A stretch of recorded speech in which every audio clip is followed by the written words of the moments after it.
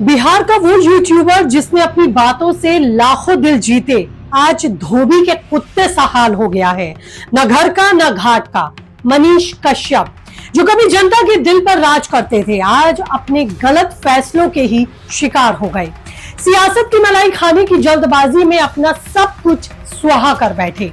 जनाब, ये सियासत है, अगर करनी ना आए तो इसे ना करने की सलाह दी जाती है।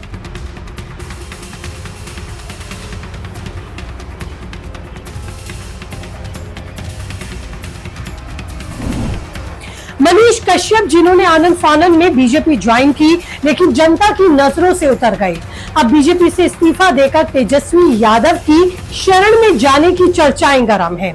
क्या मनीष की कहानी का दिया बुझ गया? क्या वो दोबारा यूट्यूब पर कमबैक कर पाएंगे? क्या सियासत में नया कुछ रच पाएंगे?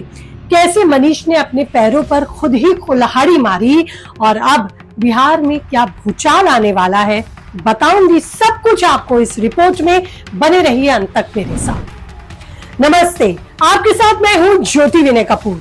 तो दोस्तों, मनीष कश्यप की कहानी किसी फिल्मी ड्रामे से कम नहीं है। कभी बिहार के यूथ का चेहरा यूट्यूबर रहे, जिनके चैनल पर लाखों सब्सक्राइबर थे, लेकिन सियासत की चकाचौंध ने उन्हें बर्बाद कर दिया। मनीष ने 25 अप्रैल 2024 को बीजेपी ज्वाइन की थी, लेकिन अब 8 जून 2025 को फेसबुक लाइव पर बोले कि मैं मनीष कश्यप अब बीजेपी में नहीं हूं, मैं इसकी घोषणा करता हूं। लेकिन उन्होंने साथ ही कहा कि मैं बिहार की जनता की सेवा करना चाहता हूं। यहाँ पर उन्होंने जो बात कह डाली, उसको लेकर ही सियासी शोर तेज है। लोग कह रहे हैं कश्यप अब तेजस्वी यादव का लालटेन संभालेंगे, उसका लालटेन जलाएंगे। मनीष कश्यप ने बीजेपी से इस्तीफे के ऐलान के साथ ये भी कह दिया कि मैं बिहारियों के लिए लड़ना चाहता हूं, और यहीं से ही कश्यप के इरादे समझने में देर नहीं लगी। कयास लगाए जाने लगे कि क्या तेजस्वी यादव के साथ मनीष कश्यप जाना चाहते हैं। ये राजनीति की हंडिया है, तो सब कुछ यहाँ पक जाने के बाद ही सामने आता है। खुलासे इतने जल्दी नहीं होते, हालांकि कयास जरूर लगते हैं। जब तक ज्वाइनिंग नहीं होती, तब तक औपचारिक रूप से कुछ भी कहना जल्दबाजी होगा। लेकिन ये सोशल मीडिया का दौर है, लोगों की चर्चाएं तो चरम पर है, और यही कहा जा रहा है कि बिहार में अब खेला होने वाला है। तेजस्वी यादव के साथ मनीष कश्यप उनकी लालटेन की लौ तेज करेंगे।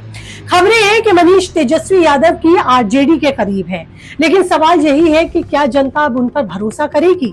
मनीष कश्यप की कहानी शुरू होती है उनकी यूट्यूब चैनल से, जहां वो बिहार के मुद्दों को बेबाकी से उठाते हैं, बिहारियों की बात करते हैं। पलायन, बेरोजगारी, भ्रष्टाचार, हर बात पर उनकी आवाज जनता की आवाज बनती है। इसलिए बिहार के लोग उन्हें पसंद करते थे, उनके चैनल को सब्सक्राइब करते थे। एक वक्त तो ऐसा आया था कि जब उन्हें इस टैग से सम्मानित किया गया और उन्हें कहा गया सन ऑफ बिहार, लेकिन ये टैग ज्यादा दिनों तक उन पर नहीं टिक पाया, क्योंकि राजनीति की चमक के आगे मनीष कश्यप ने अपनी चमक खो दी। 2024 में बीजेपी में शामिल होने के बाद मनीष कश्यप ने सोचा था कि सियासत की मलाई खाएंगे, क्योंकि इस वक्त राजनीति का हर तरफ बोलबाला है। राजनीतिक पार्टियों ने अपने फायदे के लिए नामचीन लोगों को साथ जोड़ना भी इन दिनों एक ट्रेंड है, लेकिन कश्यप का जल्दबाजी में लिया ये फैसला उन पर ही उल्टा पड़ गया। बीजेपी में मनीष को वो रसूख हासिल नहीं हुआ जो वो चाहते थे। ऊपर से उनके चैनल पर एफआईआर और विवादों में उनका घिरना उन्हें बदनाम कर गया। लेकिन बीते 1 महीने में जो कुछ उनके साथ हुआ, मनीष कश्यप को वो परेशान करता रहा। यहाँ आपको ये भी याद दिला दूं कि कुछ दिनों पहले Manish Patna medical college hostel में गए थे, जहां उनके साथ मारपीट हुई थी। उन्हें कुछ देर के लिए वहां उस हॉस्पिटल में बंधक भी बनाया गया था। मनीष ने इसे सियासी साजिश करार दिया और बीजेपी पर सवाल उठाए कि पार्टी ने उनका साथ नहीं दिया। इसके बाद मनीष ने प्रधानमंत्री मोदी की रैली में लोगों से ना जाने की अपील की। बीजेपी से उनकी दूरी यहीं से बढ़नी शुरू हो गई और आखिरकार जून 2025 में इस्तीफा दे दिया।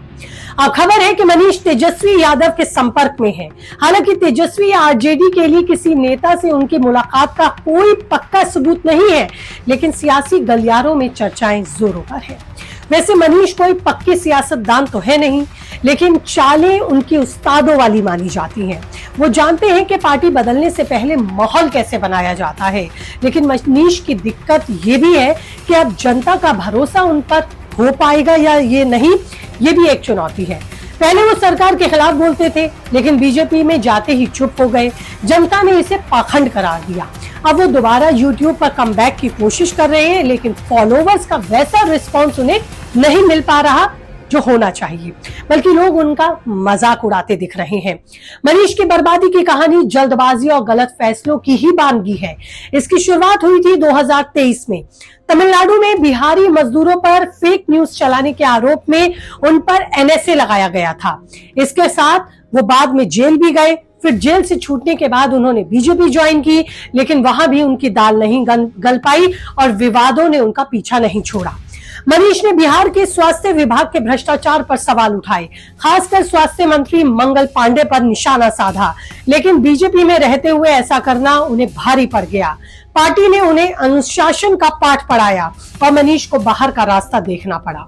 और अब खबर यही है कि वो विधानसभा चुनाव लड़ने के बारे में सोच रहे हैं, लेकिन बीजेपी से उनके रास्ते अलग हो चुके हैं।